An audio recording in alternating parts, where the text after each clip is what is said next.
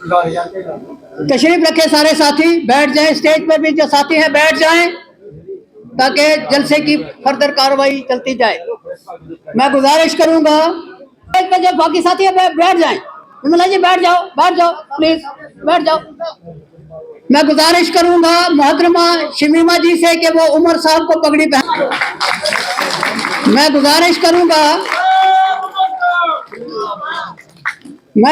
करूंगा चौधरी रहमत लाएं।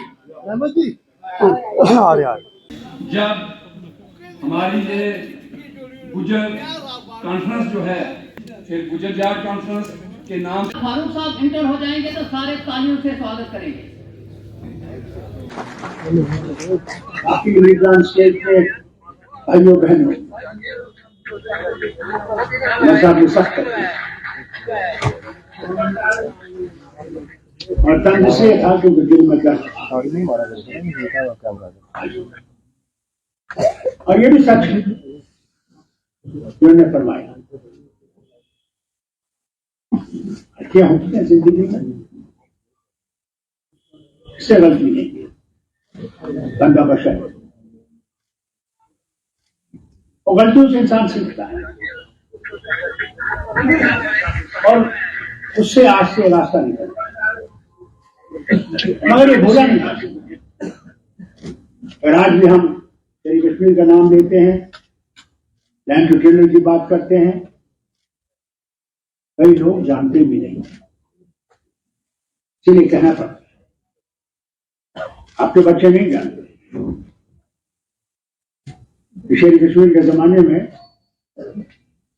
वो जब आप लोग जाते थे पहाड़ों पे, टीचर आपके साथ जाता था, वो कितना आपको पढ़ाता था मैं नहीं जानता, मगर एक साथ जाता था कि आप तालीम से महरूम न रहे। अगर कोई कौम सबसे ज्यादा पिछड़ी थी वो गुजर बकरवाल और शेड्यूल कास्ट, कोई शक नहीं, बहुत पीछे गए, तालीम से महरूम थे। और जब तक तालीम नहीं आई, अगर हिंदुस्तान में भी आज आप देखें तो मुसलमान जो हैं तालीम से बहुत पीछे हैं। दीनी तालीम हासिल की, मगर दीनी तालीम हासिल करने के बाद भी वो दीन से बहुत दूर रहे। अगर हमने उस वक्त तालीम पाई होती तो आज हमारी हालत ये नहीं होती। अल्लाह का शुक्र है शेड्यूल ट्राइब मिला आपको, शेड्यूल ट्राइब से आपके लोग उठने लगे। अगर आप देखें पीसीबी हैं, पुलिस में बड़े बड़े अफसर हैं, सेक्रेटेरिएट में बड़े बड़े अफसर हैं, हर जगह लगे हुए। ये शेड्यूल कास्ट की रिजर्वेशन थी, शेड्यूल ट्राइब की रिजर्वेशन। आज अगर वो पिछड़ी कौम शेड्यूल कास्ट जो हैं, आज वो जहाज भी उड़ा रहे हैं, कोर्ट में भी बड़े बड़ी जगहों पे, हर जगह पे, बड़े बड़े ओहदों पे, दफ्तरों में। सबसे बड़ी चीज जो आपको करनी पड़ेगी वो तालीम की तरफ आपको तवज्जो देनी पड़ेगी। तो जरूर इंशाअल्लाह अगर हुकूमत अल्लाह ने दी उसकी तरफ हम लोग देखेंगे। फिर सेहत देखिए, सबसे ज्यादा मैंने सेहत देखी अगर गिरी हुई तो गुजर बकरवाल की है, क्योंकि वो बहुत पीछे था। मेरे खुद रिश्तेदार भी कंगमर में रहते, वो आज भी घोड़े चलाते, आज भी गुलमर्ग में जाकर टूरिस्ट गाइड है, उनके पढ़ा है, इसी पे रहे, घोड़े चलाए। इतनी गुर्बत है मैं बयान नहीं कर सकता। बीमार हो जाते हैं तो इलाज के लिए पैसा नहीं है, ये मेरे रिश्तेदारों का हाल है। और दूसरी बात ये भी बताओ, हम में इत्तेहाद और इत्तेफाक नहीं है। एक रिश्तेदार अगर अल्लाह ने अच्छा खासा अमीर बनाया, वो दूसरी की तरफ देखता नहीं कि उसको भी कुछ मदद कर सके, उसको भी उठा सके, उसको भी इस मुश्किल से निकाल सके। हमारी कोशिश हम सब ने की, कोई शक नहीं, कितनी थी कितनी नहीं थी दूसरी बात। मैं कोशिश की, मेरी भी हुकूमत 6 साल रही, जितना मैं कर सका मैंने कोशिश की। स्कूल बंद किया, भूलिए मत, कोई स्कूल मैं हर वक्त हेलीकॉप्टर से उठता था आपके इलाकों से ऊपर से, बंद थे। अल्लाह शफी साहब को सेहत बख्शे, मेरे साथ बैठे थे, तो उन्होंने वो रहबर तालीम जब लाया, मैं उनसे पूछा था यार कभी शफी साहब ये स्कूल खोलेंगे, क्योंकि एक अखबार होता था यहाँ पे, कश्मीर टाइम उसका नाम था, वो हर दिन लिखता था इतने दिन रह गए स्कूल खोलेंगे। मैं असेंबली में उनसे पूछा ये होगा, कभी होगा ही, तो भूलिए मत 300 डॉक्टर और उसमें वैद और उसमें हकीम और बाकी डॉक्टर, ये नहीं देखकर इसका मजहब क्या है ये, मैंने उनको नौकरी लगाया और भेजा, मैंने कहा गांव में जाओ, गांव में लोग की तरफ देखो। कभी मत ये भूलिए, शेख साहब ने एक लाया था कि उस्ताद जो है उसको सिखाया जाए छोटी छोटी बीमारियों का इलाज, और अगर वो बीमार ज्यादा हो अस्पताल भेजिए, क्योंकि बच्चे से पूछते थे वो घर में सब ठीक है, अगर किसी दिन बच्चा नहीं आता था तो उसने पूछा क्यों नहीं आया, माँ बीमार है, बाप बीमार है। ऐसी ऐसी चीजें की गई जो मैं नहीं समझता हूँ कहीं भी दुनिया में की। नेशनल कॉन्फ्रेंस जो कितना कर सकती किया, और कितनी लड़ाइयां हमें दिल्ली से नहीं लड़नी पड़ी, वो सारा पैसा उनके पास है, वो जब चाहे भेजते हैं, जब चाहे नहीं चाहिए। उसके बाद भी जितना हो सका कहना कि हमने नहीं किया, गलत किया, हो सकता है हर एक जॉब नहीं कर सके। काफी कंडी कनाल बने, ये जो कुफवा से यहां रखलाई गई, सबसे बड़ी मुश्किल इसमें यह आई कि कंडी बराज बनाना था। वो पंजाब ने वादा किया था उस वक्त हमसे, शेर कश्मीर के वक्त, कि हम बनाएंगे, आप हमें वो जो वो डैम बनाया हुआ है बिजली जहां से पैदा करते हैं ये ग्रामी से, उस पर यह किया था कि आप ये बनाइए और हमें ये बराज बना दीजिए कि जिससे वहां पे पानी पहुंचे। आज तो भाई लोगों हमारा ये हाल है, ना बर्फ है ना बारिश, गुना इतने हो गए हैं कि मैं समझता हूं अगर आप लोग दुआ नहीं मांगोगे तो कल हम भूखे ना मर जाएं, प्यास से ना मर जाएं। इसे अल्लाह के वास्ते दुआ करिए कि अल्लाह से मांगिए कि अल्लाह हमें बर्फ भेज, बारिश भेज जो हम बच सकें। आपके मवेशी कैसे बचेंगे जब तक उनके लिए खुराक नहीं होगी। हम लोग अपने ईमान को पहले टटोलें, अगर एक का काम हो गया दूसरे का नहीं होता बस वो नाराज हुआ। मैंने खुद देखा, मेरे वर्कर्स में मैंने देखा, कहीं ना कहीं तो पानी पहुंचा हमारे घर में, तो इंशाल्लाह वहां भी पहुंचेगा। उस वक्त यहां जम्मू के लिए एक स्कीम बनाई गई, 200 करोड़ सिर्फ उसकी कीमत थी उस वक्त, कि चिनाब से पानी लाया जाएगा और 50 साल तक यहां पे पानी की कमी नहीं रहेगी। आज अल्लाह जाने कितने हजारों करोड़ का मामला होगा, आज तक उसकी तरफ से तवज्जो नहीं। आज भी टैंकर इस्तेमाल किए जाते हैं। ये हुकूमत को करना पड़ेगा और दिल्ली को इसमें मदद देनी पड़ेगी कि ये लोगों का मामला है, इसमें नहीं है कोई हिंदू है, मुसलमान है, सिख है, ईसाई है, जो भी है, इंसान है, इसी तरह तवज्जो देनी पड़ेगी। और आपसे कहता हूं मायूस मत हो, तब आप मुसलमान है नहीं। वो खुद कहता है कुरान में कि मुझ पे भरोसा रखो, मैं हूं, मेरे बगैर कुछ नहीं, मैं देने वाला हूं, कोई और देने वाला नहीं।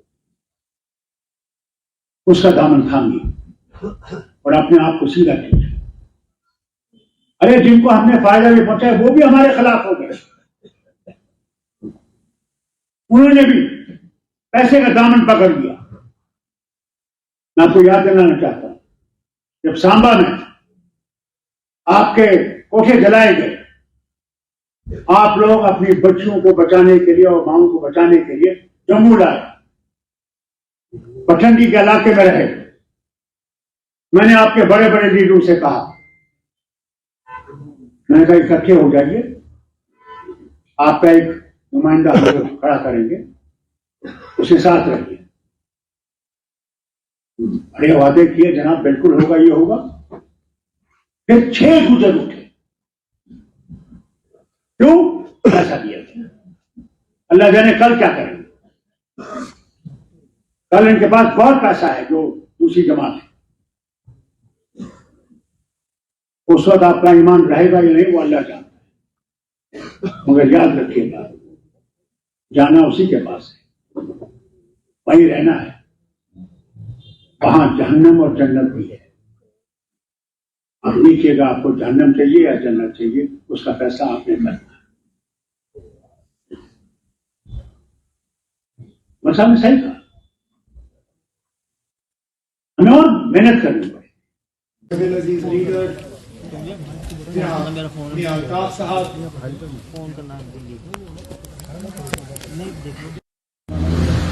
यहाँ पे हमारे एडिशनल जनरल सेक्रेटरी जनाब के साहब, डॉक्टर मुस्तफा कमाल साहब, सूबाई सदर जनाब रतनलाल गुप्ता साहब,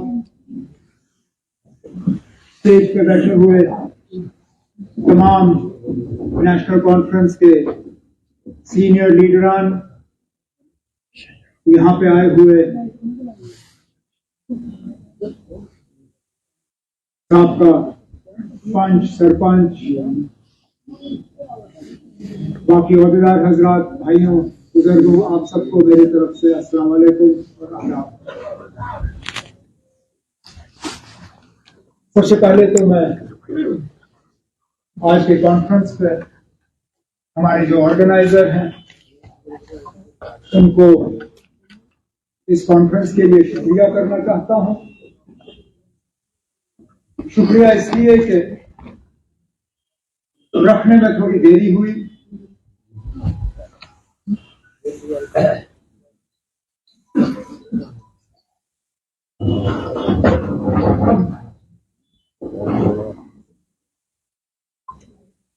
अगर के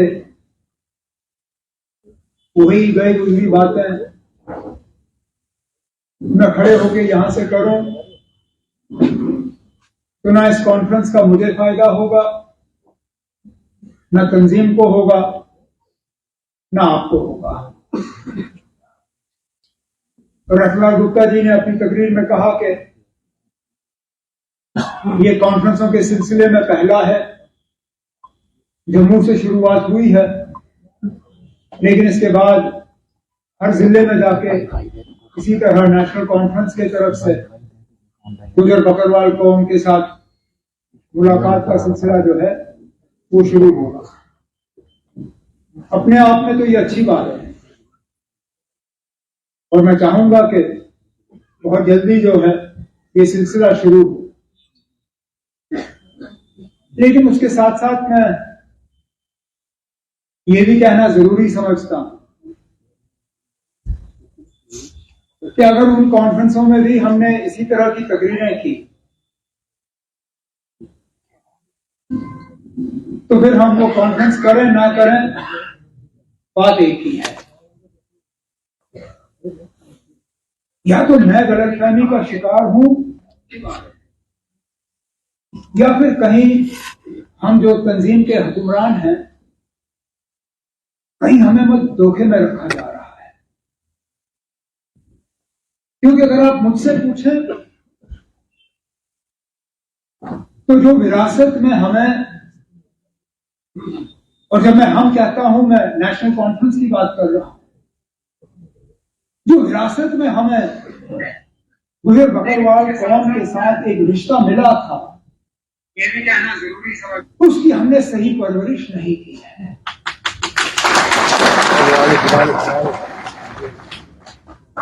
आप लोगों को यहां देखते हुए कहीं मुझे ऐसा लगता है कि आपको मजबूर करके यहां लाया गया है। जो जोश, जो जज्बा होना चाहिए वो दिख नहीं रहा है। अब मैं, जैसे मैंने कहा, मैं वही, डोंट वरी, वही पुरानी तकरीरें यहां करके निकल जाऊं, कुछ बदलेगा नहीं तो फिर क्या फायदा। हम ये कहते हैं कि गुजर बकरवाल कौम को नेशनल कॉन्फ्रेंस के अलावा कुछ दिखता नहीं है,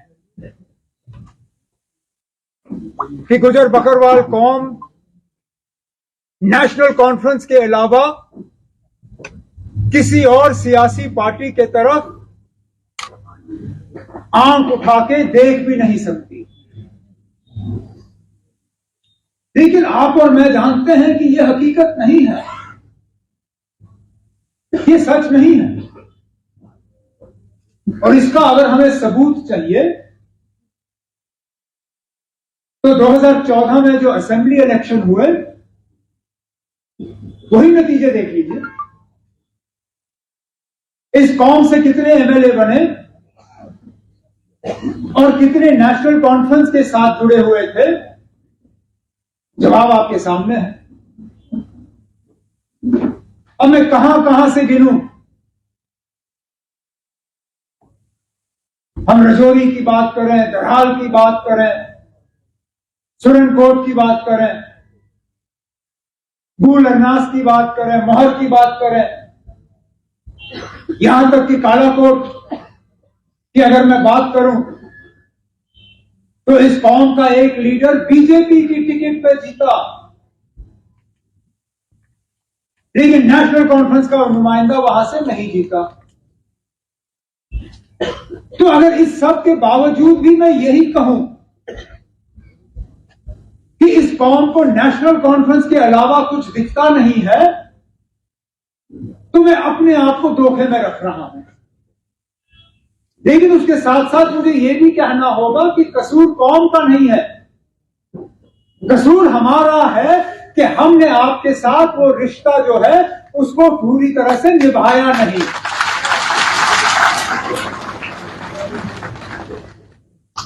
और निभाएंगे भी कैसे अगर हमें अपनी गलतियों का एहसास ना हो। अब अगर मैं यही मान के चलूं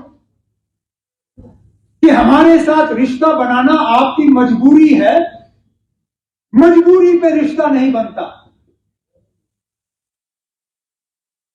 आपकी तमन्ना होनी चाहिए, आपकी ख्वाहिश होनी चाहिए, आपकी मजबूरी नहीं होनी चाहिए। बाबा कौम ने गुजर बकरवाल कौम के लिए क्या किया वो किया, मादिर मेहरबान ने क्या किया वो किया।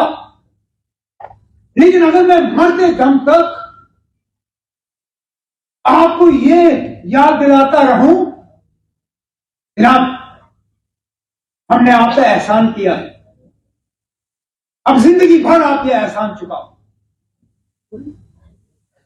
क्या रिश्ता बनेगा? ठीक है, आप में से जिनकी उम्र ज्यादा है, जिनको शेर कश्मीर का वो दौर याद है, जिनको मादिर मेहरबान याद है, वो रिश्ता रखेंगे। लेकिन आपके बच्चे, आपके बच्चों के बच्चे जो मादिर मेहरबान के वफात होने के बाद पैदा हुए, वो क्या जानेंगे? अब अगर उन नौजवानों को हम यही कहें कि मादिर मेहरबान ने वो किया इसलिए आपने आज नेशनल कॉन्फ्रेंस के साथ रिश्ता रखना है, वो नौजवान कहेगा क्यों? वो जो हुआ सो हुआ, आज आज क्या है?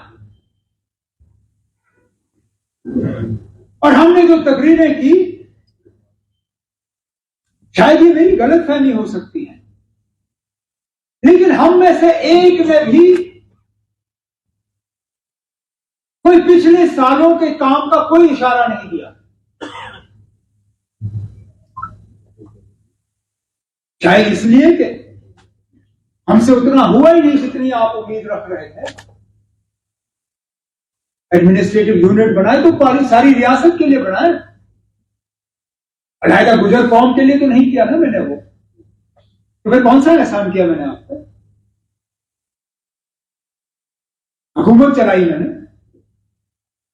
सबके लिए चलाई। अलहदा गुजर बकरवाल कौम के लिए क्या किया जिसकी मैं बात करूं? जाहिर सी बात है कि जितना करना चाहिए था नहीं किया। तभी तो मैं शेर कश्मीर और मादरे मेहरबान की बात कर रहा हूं।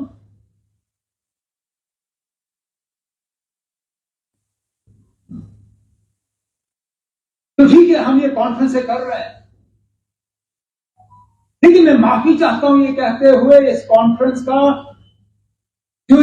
का मकसद है, वो मकसद पूरा नहीं होगा जब तक कि आपके कौम के नुमाइंदे जो इस स्टेज पे खड़े होकर तकरीर करने वाले हैं वो हमें पकड़ के ये कहेंगे ना, ये आपकी गलतियां हैं, ये आपसे चूक हुई, ये रह गया। आज हमारी हुकूमत नहीं है। इस हुकूमत को लताड़ना बहुत आसान है। इन्होंने किया ही क्या? नहीं दिया इन्होंने आपको फॉरेस्ट राइट एक्ट, सही बात।